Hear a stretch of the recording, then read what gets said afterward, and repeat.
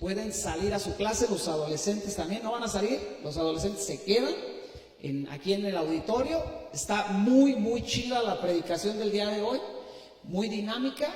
Así que se quedan los adolescentes y se sientan, por favor, acá adelante, porque luego por allá ya andan pajareando, andan ahí pasándola bien, y está bien, pero hoy vamos a seguir aprendiendo acerca de la unidad.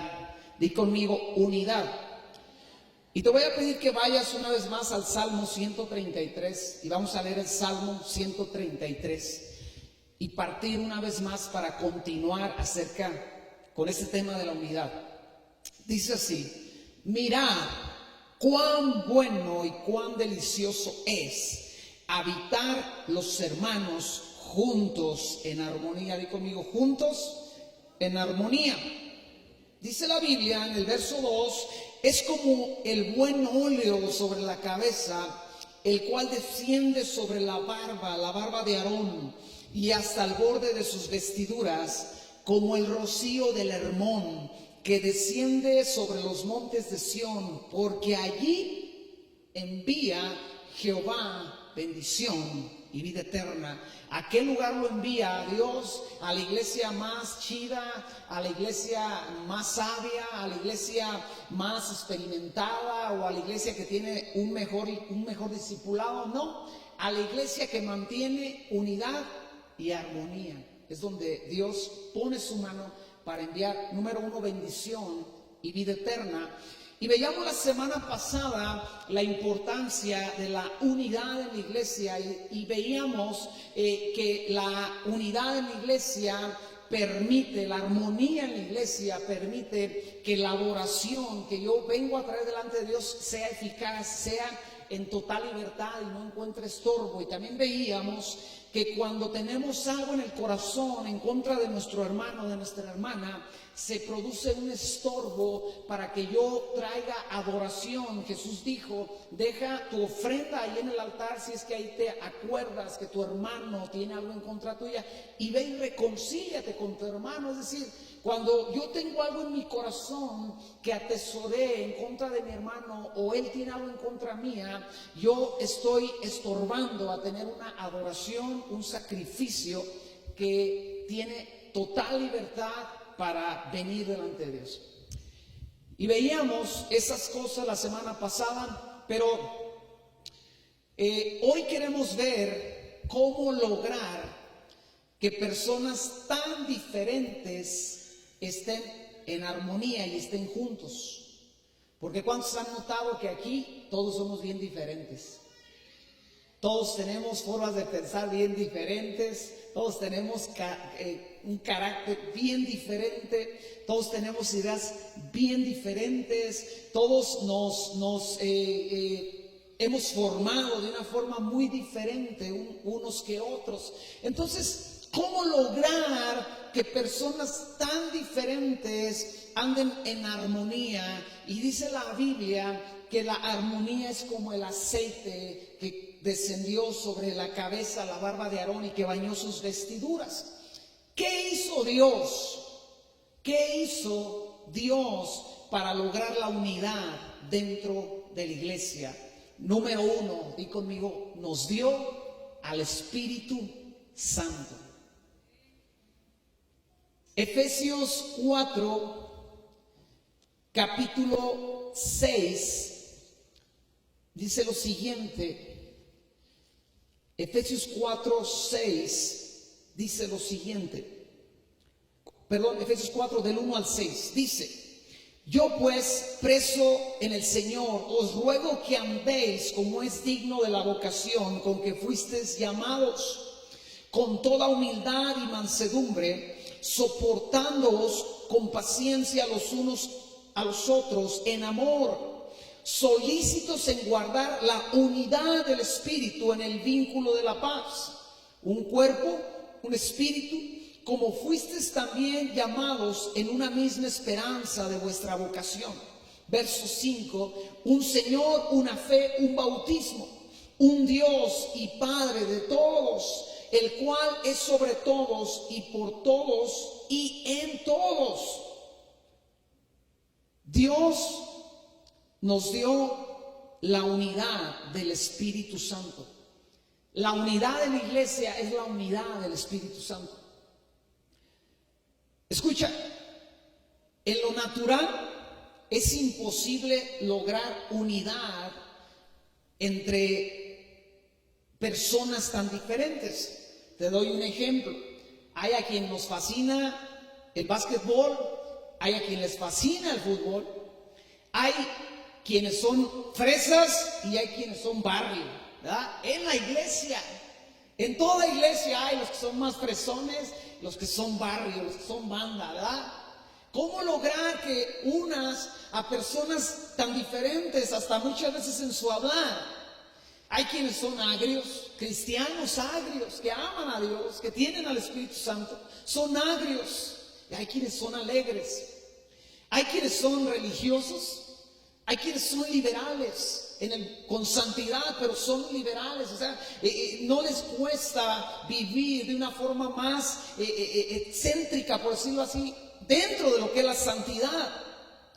Hay quienes son visionarios, cristianos visionarios, y hay quienes son limitados, que simplemente viven la vida día a día, pero aman a Dios, son redimidos, son gente que ama a Dios. Hay quienes son duros y hay quienes son tiernos y sensibles. Hay quienes son sufridos y hay quienes son bien chillones. Hay quienes son educados y estudiaron y se prepararon, y hay los que son austeros. Y no se puede unir a esas personas sino solamente a través de la unidad del Espíritu Santo. ¿Qué hizo Dios para lograr unir esa diversidad? Gálatas capítulo 3, verso 5 dice: aquel pues que os suministra el Espíritu y hace maravillas entre vosotros, ¿lo hace por las obras de la ley o por las obras de la fe? Escucha lo que está diciendo Pablo a los Gálatas. No solamente está diciendo que Dios da su Espíritu, dice aquel que suministra su Espíritu.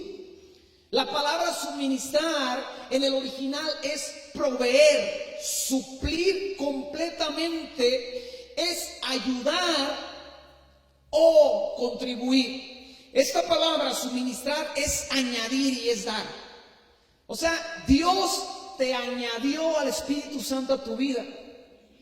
Dios te suministró al Espíritu Santo con el propósito de que seas capaz de vivir en unidad con gente que es bien diferente que tú. Gente que viene de un trasfondo difícil o más complicado que el tuyo, y tienes que caminar con ellos. Y Dios dijo: para asegurar que esto va a funcionar, yo les voy a suplir, a añadir, a suministrar al Espíritu Santo. En Efesios capítulo 4, como leíamos, del 4 al 7, dice que debemos coincidir en un cuerpo, en un espíritu, en una esperanza, en un Señor, una fe, un bautismo, un Dios y Padre. Estas son las cosas en las cuales el Espíritu Santo nos hace coincidir. Para caminar en unidad, bajo la unidad del Espíritu Santo, debemos de coincidir en estas cosas, ser parte del cuerpo de Cristo. Si no soy parte del cuerpo de Cristo, yo no puedo caminar con una bola de locos que tiene el Espíritu Santo.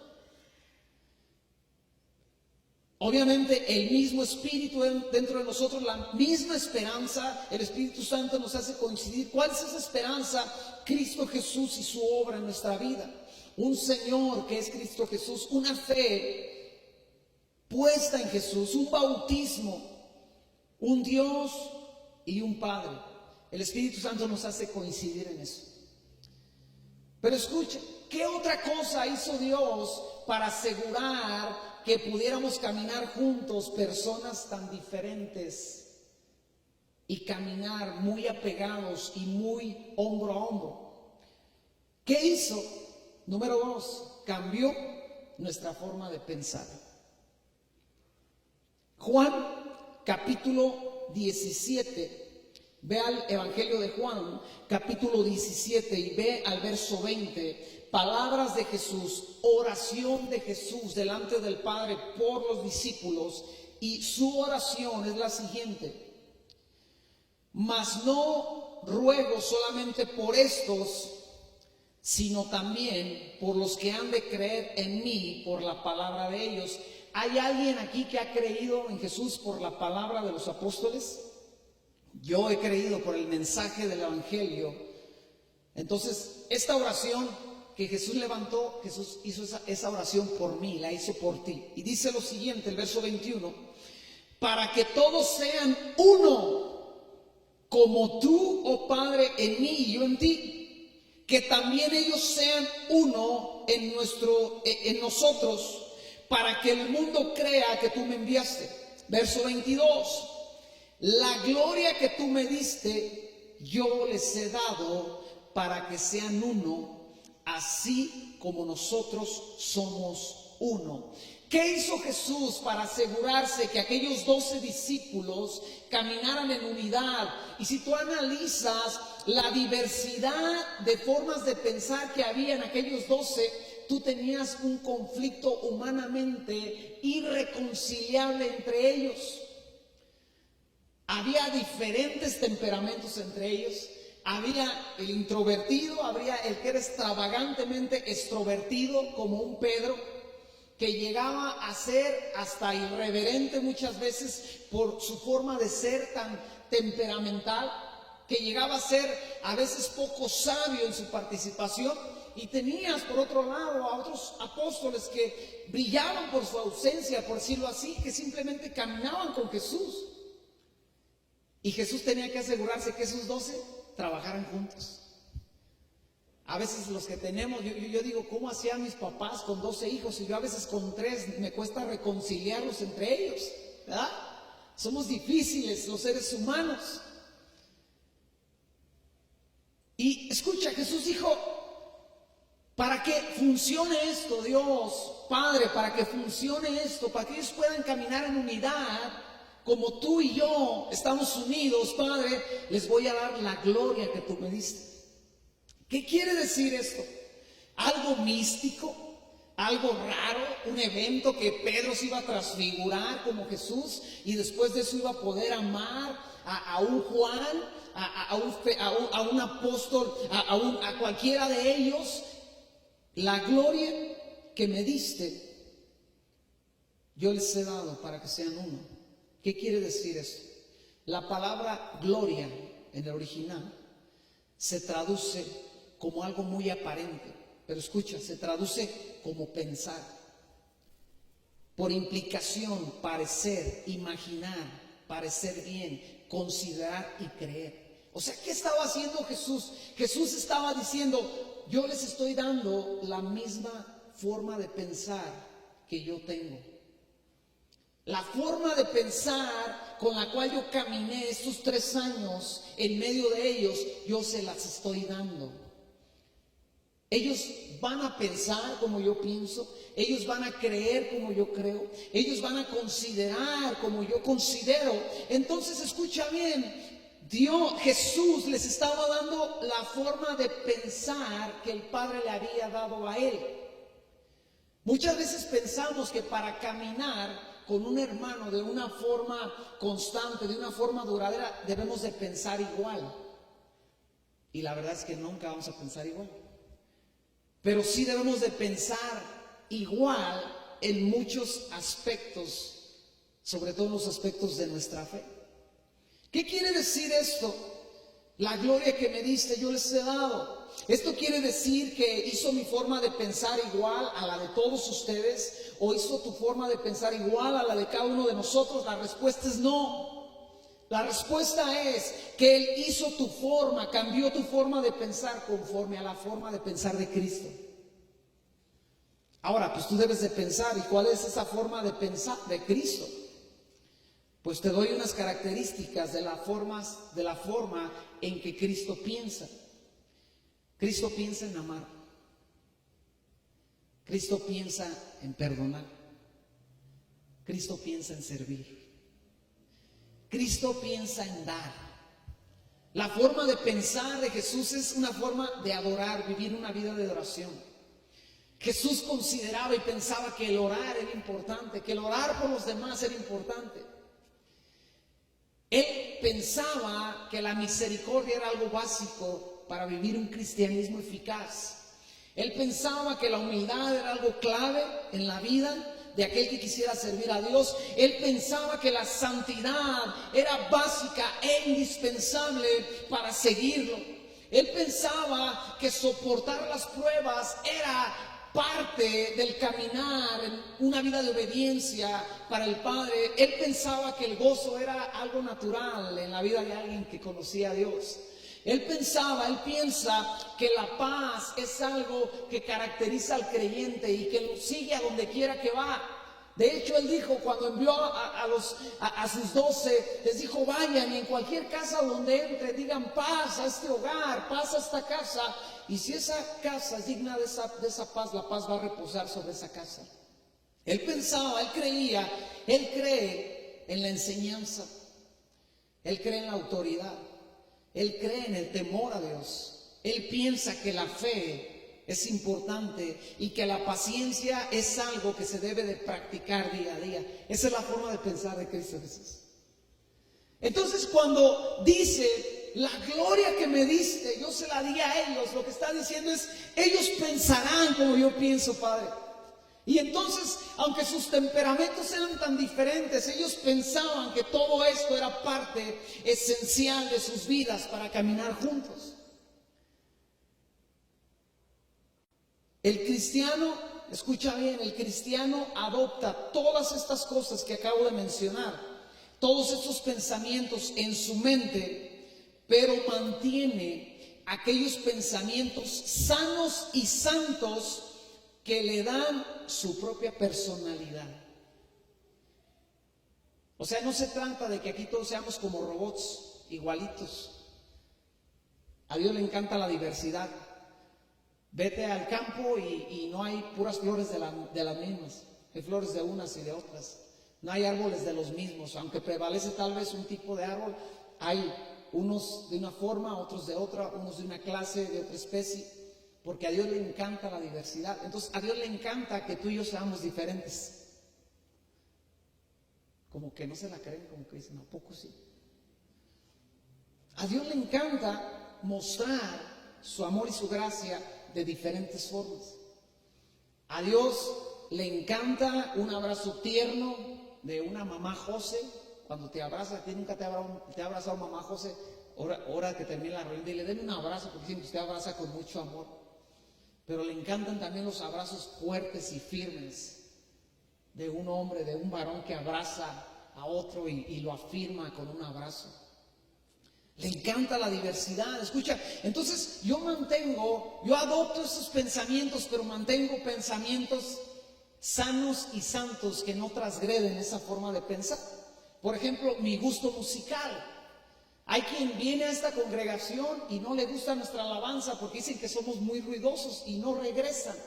Y buscan una congregación donde la adoración, la alabanza es más tenue, más tranquila. Y está bien, porque es la forma que ellos piensan que se debe de alabar a Dios. Y uno dice, está bien, alábale, adórale, pero alábale y adórale. Y hay quien llega aquí que está más destrampado, como Richie, que llegó aquí bien rockerón y dijo, no, pues de aquí soy. Aquí me hielo, luego están medio locos, le suben el volumen, dan guitarrazos, porque él piensa que eso está bien. Pero es un pensamiento santo, es un pensamiento sano que no transgrede las otras cosas de los pensamientos de Dios, la justicia, la santidad, el amor y la misericordia. ¿Me explico? Pensamientos como la comida, ¿no? Hay a quien le encanta el pollo, hay quien dice, guácala, no quiero más pollo en mi vida. Hay quien tiene anhelos en su corazón bien diferentes a los míos. Hay diferencias de edad aquí entre nosotros. Hay quienes estamos a medio camino, hay quienes van comenzando, hay quienes ya van como ya en los últimos 100 metros, ¿verdad? Y todos tenemos que caminar juntos y en armonía. Los adolescentes con los adultos, ¿verdad? los niños con los adolescentes, o sea, edades que muchas veces no son muy compatibles. En la iglesia tienen que encontrar ese encajar en medio de las formas de pensar, los deportes, te decía hace rato, la forma de hacer las cosas, los temperamentos bien diferentes, eso es algo que Dios te ha dado. Tu economía, o sea, cómo hacer que camine alguien de una economía muy básica, caminando con alguien que es de una economía muy extravagante, y tiene que suceder y sucede en medio del pueblo de Dios, porque a Dios le encanta la unidad. Me encanta cómo escribió David. David no dijo, pues qué chido está, él dijo, qué delicioso es, qué deleite es cuando ves a los hermanos juntos y en armonía. Yo quiero hablarte de algunos amigos o promotores de la unidad en la iglesia. Si estás tomando apuntes, ponle ahí, amigos de la unidad, promotores de la unidad. Y quiero que vayas una vez más a Efesios capítulo 4 y analicemos un poco, tú y yo, los promotores de la unidad en la iglesia. Escucha bien, dice así: yo pues, preso en el Señor, os ruego que andéis como es digno de la vocación con que fuisteis llamados. Verso 2 nos da el primer promotor de la unidad, con humildad. Di conmigo, con humildad. Dile al que está a tu lado, tienes que ser humilde. Como que no nos animamos, como que no. Di a ti mismo, tengo que ser humilde. La humildad promueve la unidad. Escucha lo que dice Romanos capítulo 12, verso 3. Dice, nadie tenga un concepto de sí más alto que el que debe tener, sino más bien piense de sí mismo con moderación. Otro verso, Filipenses 2:3 dice, no hagan nada por egoísmo o vanagloria, más bien en humildad consideren a los demás como superiores a ustedes mismos. Consideren a los demás como superiores a ustedes mismos. Es decir, que tu forma de pensar para salvaguardar la unidad es que debes de pensar que tu hermano es mejor que tú, que él camina un cristianismo más picudo que el tuyo, que él sabe más que tú, o que es alguien que aunque no sabe tanto como tú, es capaz de enseñarte algo que tú no sabes. Piensa de los demás como superiores de ti mismo. Escucha la palabra humildad que nos da ahí Efesios capítulo 4, es la palabra tapeinosofrune. O sea, hasta la misma palabra te humilla, ni la puedes pronunciar bien. Tapeinosofrune en el griego, y se traduce como humillación de mente. Acuérdate, Jesús dijo, la gloria que me diste, yo se la estoy dando a ellos. Y Cristo Jesús tenía la capacidad de no permitir orgullo en su forma de pensar. Él dijo, yo soy el Hijo de Dios. Yo pudiera llamar una legión de ángeles para que salvaguardaran mi vida, pero vine a servirte. No le costó trabajo en su mente ponerse una toalla, amarrarse una toalla y pedirle a sus discípulos que se dejaran lavar los pies. Eso se llama humildad. Y él es un excelente ejemplo de lo que es humildad. Te doy un ejemplo muy básico y muy práctico y sencillo. El domingo pasado que fuimos a jugar básquet, mi deporte, para mí el deporte que se me da es el básquet. O sea, yo juego fútbol también, pero estoy patarato y me divierto jugando fútbol, pero no es mi deporte que se me da humanamente. Y por ahí está uno ve que es muy bueno jugando básquetbol, muy, muy bueno. Entonces, cuando yo entro a la cancha, está un Obed que es muy bueno. Y para yo salvaguardar la unidad con Obed, yo pienso en todo momento, Obed juega mejor que yo al básquetbol. Y yo así lo veo, y así lo creo. Y hay quien puede decir, no, usted juega mejor que Obed. No, Yo creo que es mejor basquetbolista que yo. Entonces cada vez que Obed agarra el balón, yo estoy en mi mente diciendo, este tipo es bueno.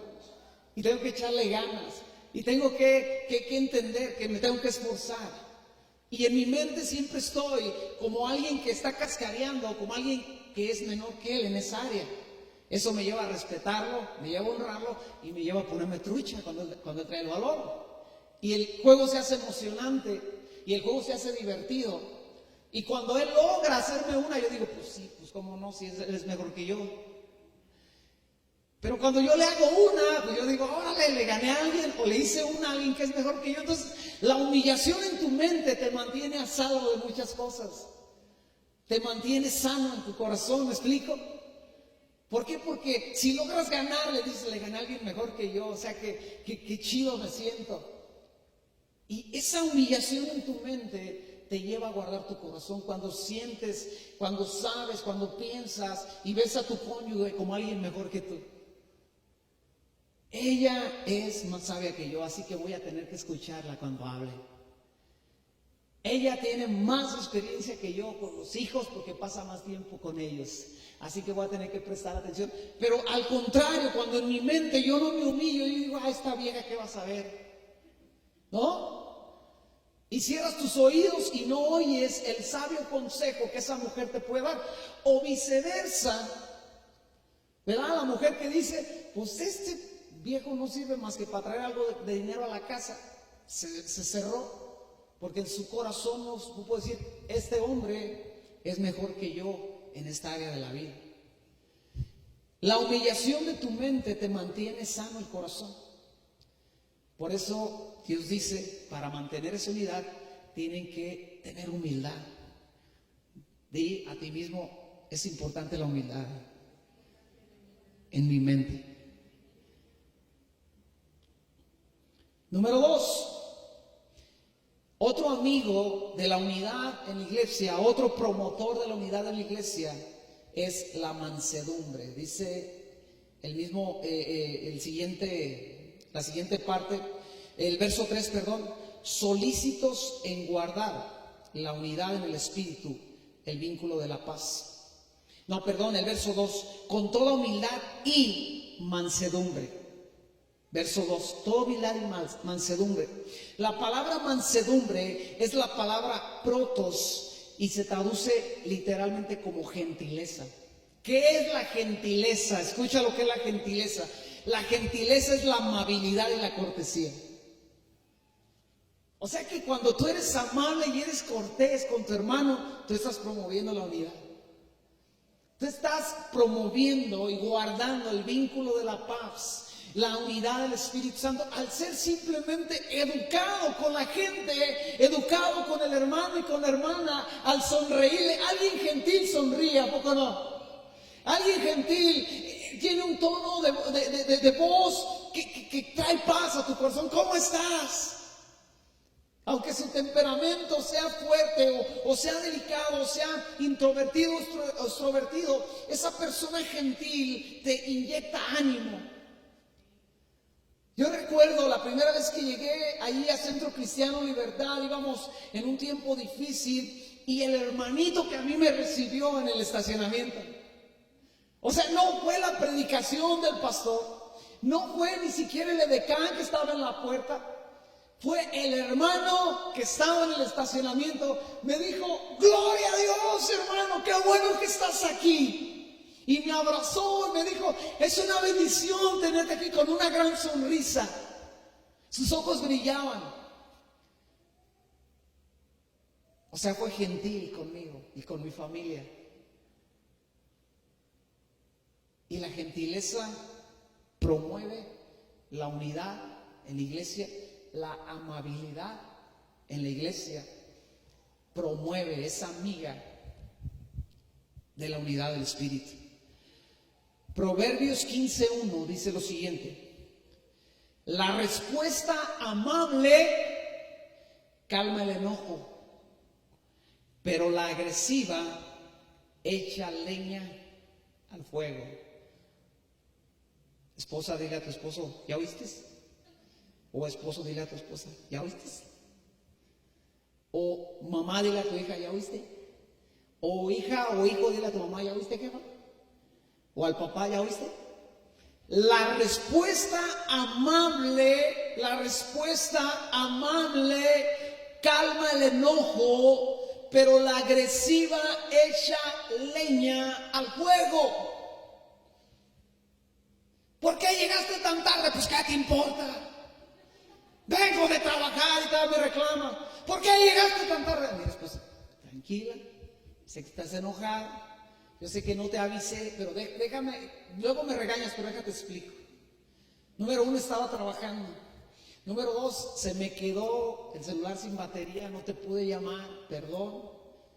Había tráfico, o no pasaba la combi, o se me perdió la cartera y no traía ni para la combi, me tuve que venir caminando. Pero si no tienes esa precaución de ser amable en tu respuesta, no, pues ya tienes ahora que llamar al pastor porque hay una crisis matrimonial. Y le evitaríamos mucha chamba al pastor al ser amables, al ser corteses. El hermano me está pidiendo que me mueva, me muevo. No se quiere mover, pues que no se mueva. Gracias, hermano, porque no te moviste. Dios te bendiga.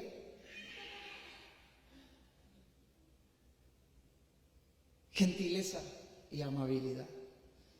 Y una sonrisa. Mira al que está a tu lado y le habla, ¿cómo estás? No recuerdo ese dato, pero dicen los que saben de esos temas que cuando tú te enojas y tienes un gesto de enojo, utilizas la gran mayoría o casi todos los músculos de tu cara. Y que cuando sonríes, utilizas muy pocos músculos de tu cara. Por eso cuando sonríes sientes que se te relaja todo. Pues ¿cómo no? La gentileza lleva normalmente una sonrisa. O también puedes ser gentil cuando estás enojado, porque a veces estamos que reventamos y nos toca ser gentiles, ¿verdad? Y decir, hijo de mi vida. Pero bueno, otro promotor, amigo de la unidad, número 3, dice, con humildad, mansedumbre, soportaos con paciencia los unos a los otros.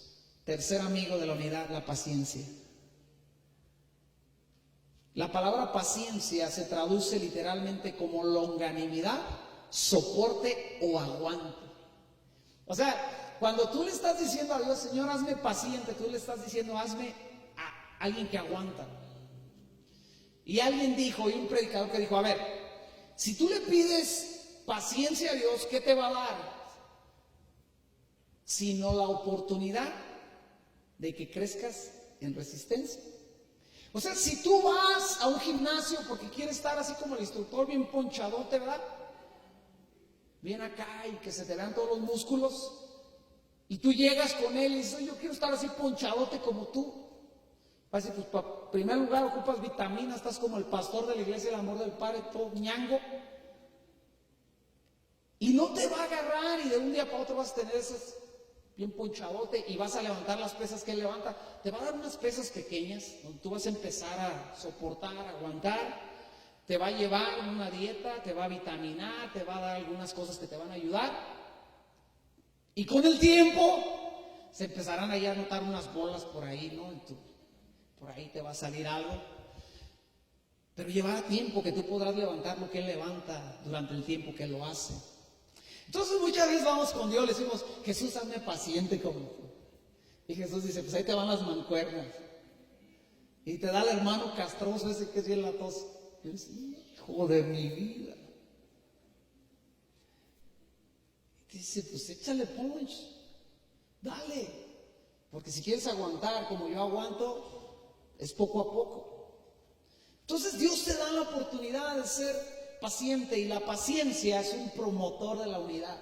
Ahora, escucha bien, este verso casi siempre lo pensamos cuando dice soportaos unos a los otros, lo pensamos como, chale, tengo que aguantar a los hermanos, pero escucha bien, es mejor que lo pienses diciendo, chale, los hermanos me tienen que aguantar. Porque siempre decimos, sí, pues sí tengo que aguantar a aquel que es bien así, o es asado, o aquella hermana que es esto, lo otro. No, o sea, cuando lo ves hacia ti, dices, ay, Jonás, la iglesia tiene que aguantarme mis gritonerías, mis tartamudeces, mis decir a veces una cosa por otra, mis lenguajes de barrio. Ese soy yo.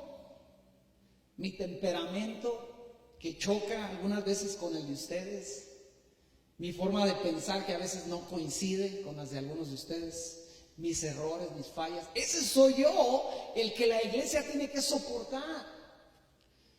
Pero todos somos soportados por otros.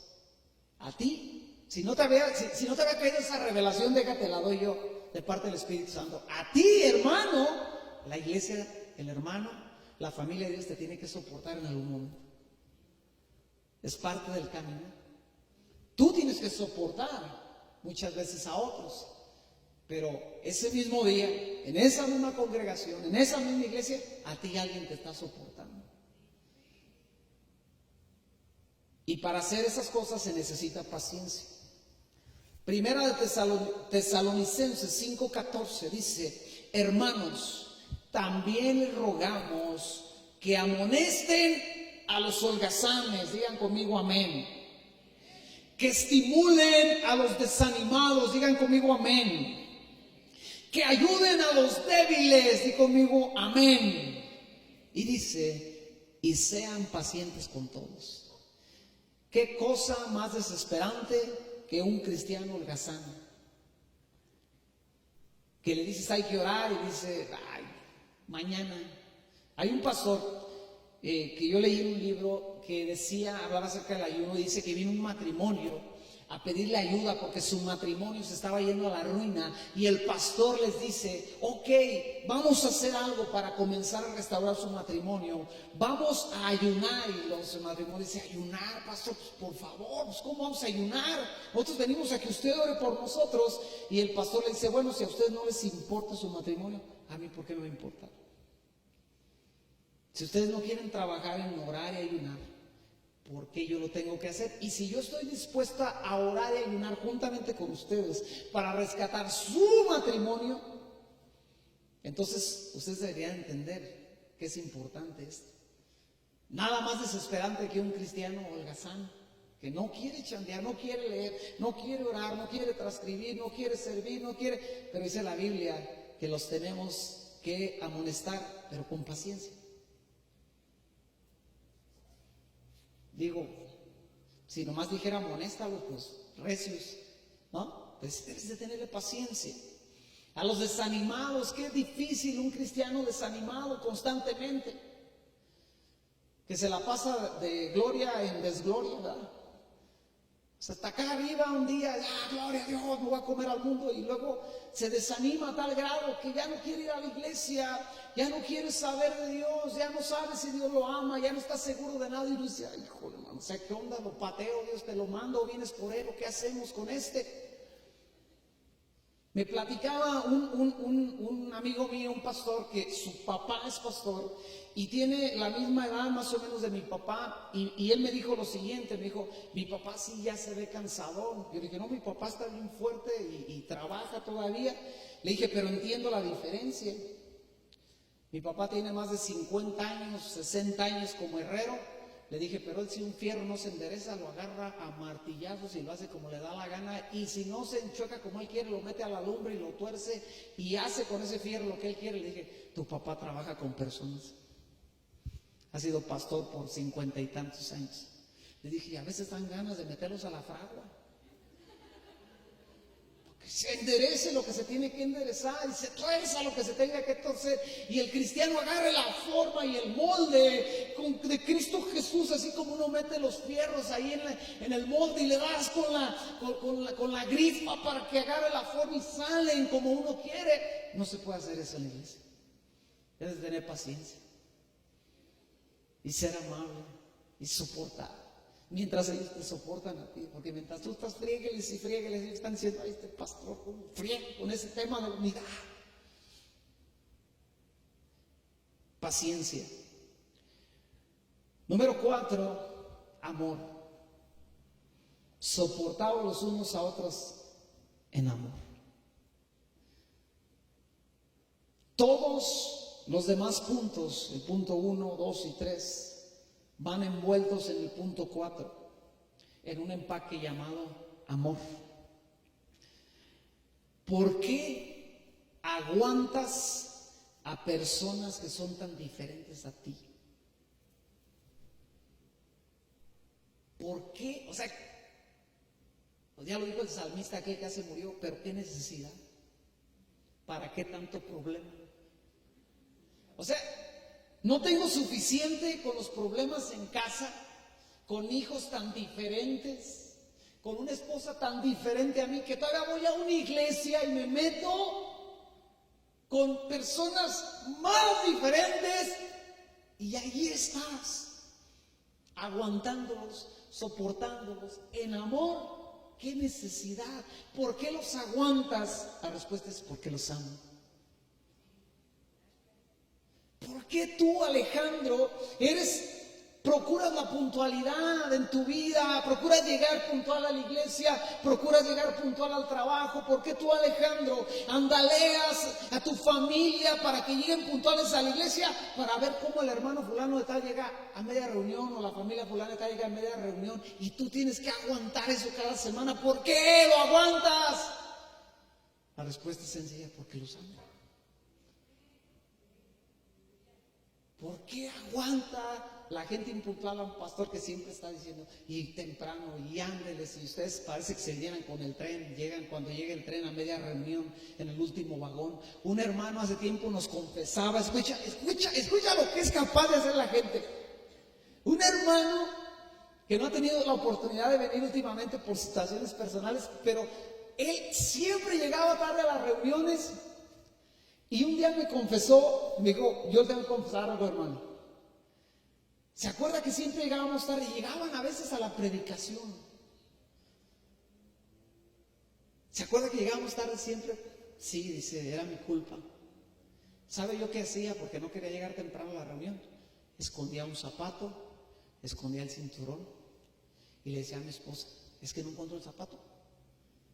Dice, pero para hacerme tarugo y que se hiciera tarde y yo no llegara puntual a la reunión, porque no me gustaba la alabanza. Y yo un día me acuerdo que en aquellos tiempos que ellos hacían esto, mucha gente llegaba tarde, y un día los amenacé. Les dije, voy a cerrar la puerta, y el que entró, entró, y el que no entró, no entró. Pues él llegó tarde de todos modos.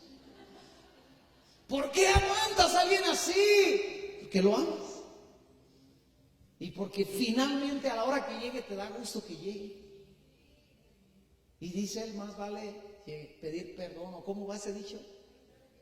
Más vale algo así. Y uno dice, pues, hermano, qué bueno que estás aquí, y qué bueno que amas a Dios, qué bueno que lo buscas, qué bueno que dejaste de tomar, qué bueno que dejaste de fumar, qué bueno que dejaste una vida pagana. Y sigues tarde a la iglesia y me da coraje, pero te amo y te quiero tener paciencia. Y le tuve paciencia. Y el día de hoy, cuando llegan a la iglesia, llegan temprano, llegan puntuales. Me tocó ser amable cuando llegaba. Ay, pastor, no. Qué bueno que estás aquí, aunque llegaste otra vez a media reunión, pero ser amable. Todo esto, ¿por qué aguantar a gente tan diferente a mí? ¿Por qué aguantas personas tan imperfectas? Porque les amo. ¿Por qué me aguantas? Yo sé que es porque me amas. En los últimos días, en las últimas semanas, me he estado dando cuenta, esta barba cuánto le ha costado a mucha gente. Eso que ahorita la traigo cortita. Pero gente que ha venido a esta congregación por primera vez, no le gustan las barbas del pastor. Y gente que ha venido aquí como buscamos si es como un lugar donde se quieren congregar, ven las barbas del pastor, que ahorita las traigo muchas, y tan largas, no, ¿esas barbas qué? Y luego trae tenis, ¿qué onda? Que no sé, y se van enojados. ¿Y por qué usted, a pesar de las barbas del pastor, no se va y dice, yo no me dejaré esa barba tan gacha? Le confieso, es puro amor y obediencia a mi esposa, porque ando barbón, porque esa mujer me quiere barbón. Yo no andaré así, yo de mi gusto, de mis ganas, yo no traería barba, pero esa mujer dice, no, y déjatela, y me gusta como usted. Cuando vamos a cortarme el pelo, me siento y me dice, ¿cómo? Y le digo, dígale a ella qué me hace y qué no. Y ella le dice, córteselo así, así, así, y córtale la barba, ya la trae muy larga. Y digo, "Ay, gloria a Dios, ya me escuchó mi clamor". Parezco por diosero ahí en el taller, imagínense las barbas largas y en el polvo, la pintura volando, todo ahí. Pues, pero esa es otra predicación. Dile que está a tu lado, te aguanto porque te amo. Aunque sea tu hija, dile, y en la casa también te aguanto porque te amo. Por eso, esa es la razón. Voy arrimando aquí una herramienta que yo hice. La voy poniendo aquí. No voy a hacer ningún truco de magia ni nada de eso. Ni es Tierra Santa de Jerusalén que voy a vender, no es nada de eso. Te doy rápidamente los enemigos de la unidad. Obviamente es el orgullo. Obviamente es la altivez. Obviamente es la impaciencia. La impaciencia es un enemigo de la unidad. Obviamente la ira y el enojo y mis arranques que todos tenemos. Yo en estos días tuve un buen arranque de ira en mi chamba. Me desconocieron. No pequé, no maté, no robé a nadie, pero me desconocieron. También se enoja en serio. Dije, pues, esto nomás para que le tanteen, le dije a los de allá adentro. El odio es un factor, un enemigo de la unidad y otras tantas cosas, pero tomando las cosas que dimos como amigos o promotores de la unidad, tenemos lo contrario. Pero escucha, ¿cómo hacer? Finalmente, yo sería un mal expositor de la palabra si no te digo cómo hacer de una forma personal para que tú seas un promotor de unidad en medio de esta congregación. Alejandro, de una forma práctica, dime cómo hacer, porque si yo le batallo con la amabilidad, no soy alguien muy amable, soy agrio, soy así como que no se me da el ser amable y le gruño a la gente cuando pasa por mi lado. ¿Cómo le hago, Alejandro, para cambiar? No soy alguien que le cuesta creer que hay personas mejores que él, porque soy muy competitivo, ¿sabes? Soy una mujer muy competitiva y cuando alguien me gana, pues sí, me da coraje y me da envidia y cosas así. O sea, son cosas con las cuales luchamos, de verdad. Personas les pueden ganar y les va de cacahuate. O ya superamos ese trauma, o ya entendimos que hay personas mejores que nosotros. O sea, yo me hubiera encontrado a ver en la secundaria, en una cancha, nos hubiéramos dado una arrastrada. ¿Cómo me va a ganar? Yo soy más perrón que él, ¿no? A mis 46 años que voy a andar con esas cosas, ¿no? Y cristiano, menos. ¿Cómo hacer? Ahí va, una nota.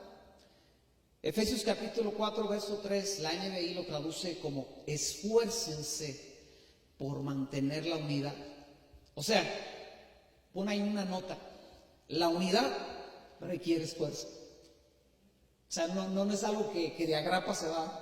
Mantener una familia unida requiere esfuerzo. Mantener un equipo de trabajo funcionando en unidad requiere esfuerzo. Requiere diligencia. Requiere enfocarse. Entonces, tú estás aquí, si quieres guardar la unidad, me tengo que esforzar. Me va a costar. Voy a llorar, voy a sufrir, voy a aguantar. Voy a tener que tener la forma de pensar de Cristo. Pero ahí te va. Gálatas capítulo 5 nos dice cómo hacer de una forma práctica para guardar la unidad. Gálatas capítulo 5, verso 16 al 26 dice lo siguiente. Digo pues, andad en el Espíritu. Grábate esa palabra, andad en el Espíritu. Y no satisfagáis los deseos de la carne. Porque el deseo de la carne es contra el Espíritu y el del Espíritu es contra la carne. Y estos se oponen entre sí para que no hagáis lo que quieres. Pero si sois guiados por el Espíritu, no estáis bajo la ley. Y manifiestas son las obras de la carne, que son adulterio, fornicación, inmundicia y lascivia, idolatría, hechicería, enemistades, pleitos, celos, iras, contiendas, disensiones y herejías, envidias, homicidios, borracheras, orgías y cosas semejantes a estas, acerca de las cuales os amonesto, como ya os he dicho antes, que los que practican tales cosas no heredarán el reino de Dios. Mas el fruto del Espíritu es amor, gozo, paz, benignidad, bondad, paciencia, fe. Me brinqué uno. Mansedumbre, templanza. Contra tales cosas no hay ley. Pero los que son de Cristo han crucificado la carne con sus pasiones y deseos. Si vivimos por el Espíritu, andemos también por el Espíritu. 2 veces el apóstol Pablo le dice a los Gálatas: anden en el Espíritu. Amado, amada, ¿qué debes de hacer? ¿Qué debo hacer yo para salvaguardar la unidad de la iglesia? Debo de andar en el Espíritu. ¿Pero qué quiere decir andar en el Espíritu? Te lo traduzco. La palabra andar es la palabra peripeteo y se traduce como andar alrededor, como un andar general, como una prueba de capacidad, como vivir y moverse uno mismo. Esta palabra se traduce como seguir, como compañero, como partidario. O sea, ¿qué nos está diciendo Pablo? Para promover la unidad del Espíritu Santo, para promover la unidad de la iglesia, tenemos que vivir en el Espíritu, movernos en el Espíritu, tenemos que seguir al Espíritu. Eso es lo que tienes que hacer. La palabra andar, esa es la primera palabra que aparece en el verso 1, en el verso 16, perdón, andar. Pero cuando nos vuelve a decir en el verso 25, si vivimos por el Espíritu, andemos también por el Espíritu. Esa palabra es la palabra esteijo, o sea, es otra palabra en el hebreo, en el griego, perdón. Y es la palabra ordenar en fila, regular, marchar en rango militar, guardar el paso, conformarse a la virtud y a la piedad. ¿De quién? Del Espíritu Santo. Yo hice no se vaya a burlar de mi trabajo manual, no creo que me vayan a poner de maestros de niños después de esto, pero yo quiero ser muy gráfico el día de hoy. A ver, déjaselo acerco a los de la cámara para que vean. De una forma práctica, iglesia, con manzanitas pues te lo explico. ¿Cómo es la unidad en el Espíritu? Vamos a suponer que este multicontacto es el Espíritu Santo. Jesús dijo en Juan, el Evangelio de Juan, que el Espíritu Santo tomaría de lo que es del Padre y nos lo daría a conocer. Es decir, este cable está conectado al trono de Dios, el Espíritu Santo. Está ligado, está conectado. O sea, el Espíritu Santo es el que te dice cuánto Dios te ama. El Espíritu Santo es el que te dice los planes que el cielo ha trazado para tu vida. El Espíritu Santo te dice no a quién amar, tienes que amar a todos, pero sí te dice a quién tienes que perdonar. ¿Y por qué lo tienes que perdonar? El Espíritu Santo te dice tienes que soportar a la hermana que es así o es así. Y para mantener la unidad en el Espíritu, tú tienes que estar conectado al Espíritu Santo. Y si estás conectado al Espíritu Santo, entonces será fácil mantener la unidad aquí abajo. Porque, no sé, alguien quiere escoger un color y dice, yo quiero ser el rosita. Alguien que diga, yo quiero ser rosa. Para ti pide el amarillo. Julio el verde, morado. A ver, Rosa, le damos chance acá a las mujeres, hijo. Es que mi hijo Isaías había levantado la mano. Ok, gánense su color. Déjenme decirles. Uy, me alcanzo a ver, ya. Deja ver qué dice. ¿El rosa? ¿Quién es el rosa? Ahí va, híjole. Ahí va. Impulsiva y enojona.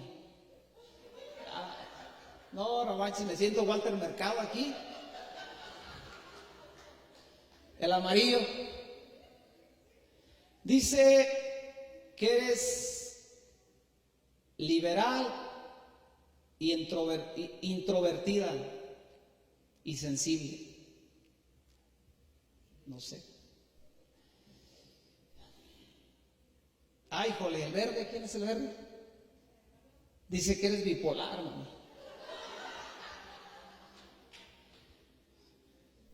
El morado, chale, ni veo, ya ocupo mis. Que eres religiosa y sangre pesada.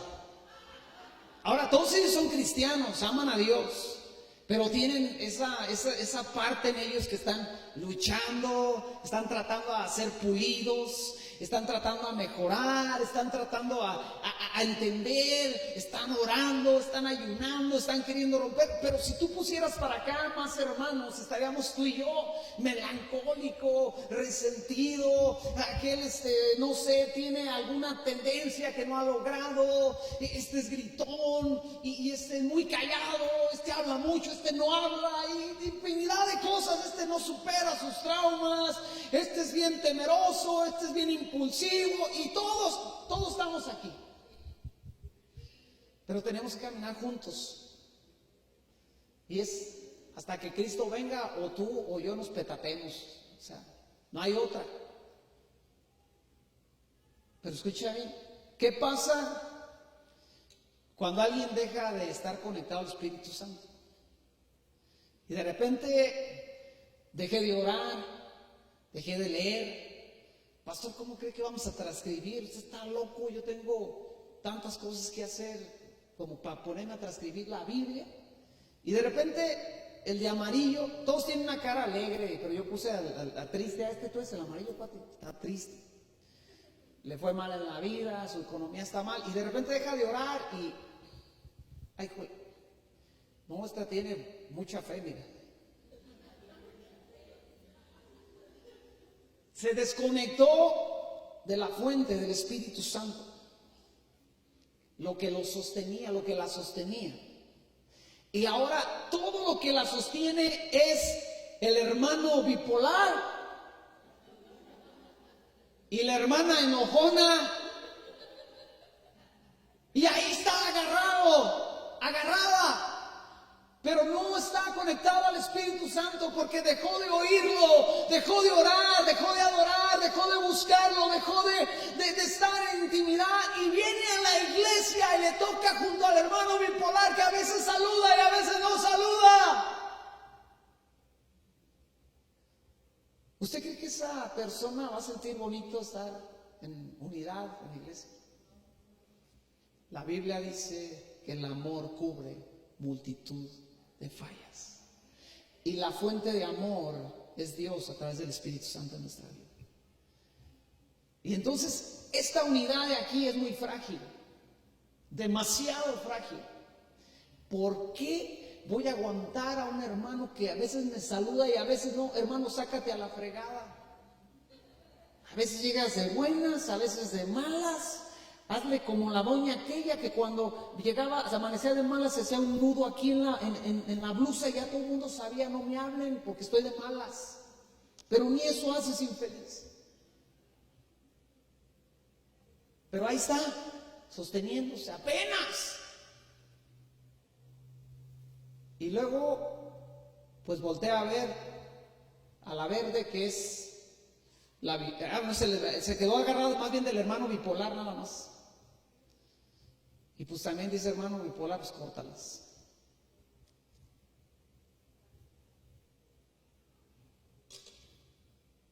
Y ya no pudo caminar en unidad.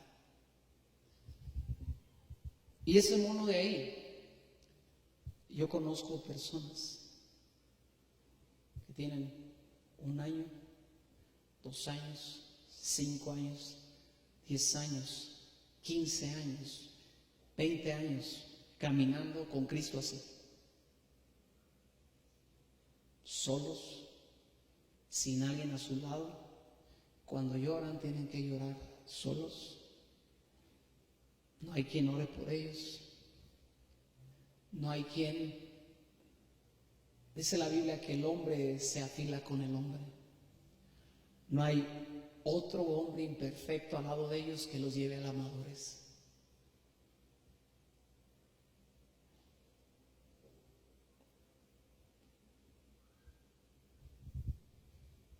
¿Qué hago, Alejandro, para que no me pase lo que al monito amarillo? Anda en el Espíritu. Que dependas más que de estas conexiones, que dependas de esta conexión. Que esta conexión te sostenga. Y si te sostienes de esta conexión, será bien fácil caminar con tu hermano, con tu hermana, que es tan diferente, que es tan difícil, que es tan complicado, que es imposible humanamente sobrellevar las cosas, pero que todo lo podemos cuando Cristo Jesús está en nuestro corazón ardiendo con el Espíritu Santo dentro de nosotros. Entonces somos capaces de aguantar el fuego, la prueba, y a la hermana o al hermano que es tan difícil aguantar. ¿Qué hago para ser un promotor? Alguien que promueve la unidad. Ando en el Espíritu, camino en el Espíritu, me muevo en el Espíritu. Y dice la Biblia que si ando en el Espíritu, los frutos que va a dar mi vida son 9. Y número 1 será el amor. Número 2 será la alegría. Ay, hermano, que me caes gordo. Qué bueno que estás aquí, Dios te bendiga. Te va a caer gordo, pero estarás contento. La paz. En vez de que se te revuelva la tripa cuando ves al que no te cae bien, vas a decir, ay Señor, gracias por que me ayuda a tener paciencia. Y obviamente sigue la paciencia, la amabilidad. Dile al que está a tu lado, hola, de una forma amable. Dile, hola, ¿cómo estás? ¿Cómo te ha ido? Qué bueno que estás aquí. La bondad, la fidelidad, la humildad y el dominio. Son las cosas que arrojará como resultado el Espíritu Santo sobre tu vida. Y entonces no te va a pasar lo que al monito caído, que ahí se fue por abajo, porque las relaciones interpersonales no te pueden sostener. Lo que te sostiene es el Espíritu Santo, y el Espíritu Santo te da la gracia para tener esas relaciones interpersonales bien firmes, bien constantes. Le damos un aplauso a Dios por su amor, su gracia y su misericordia en nuestra vida. Y nos ponemos de pie para terminar.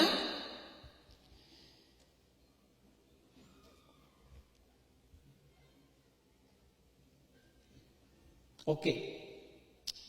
Inclinamos nuestro rostro. Padre, gracias por esta hermosa enseñanza, por esta enseñanza tan básica, sencilla, pero tan importante y tan importante para ti, Señor. Gracias porque a mi lado, enfrente de mí, atrás, hay personas que están en un proceso de ser perfeccionadas, Señor, igual que yo.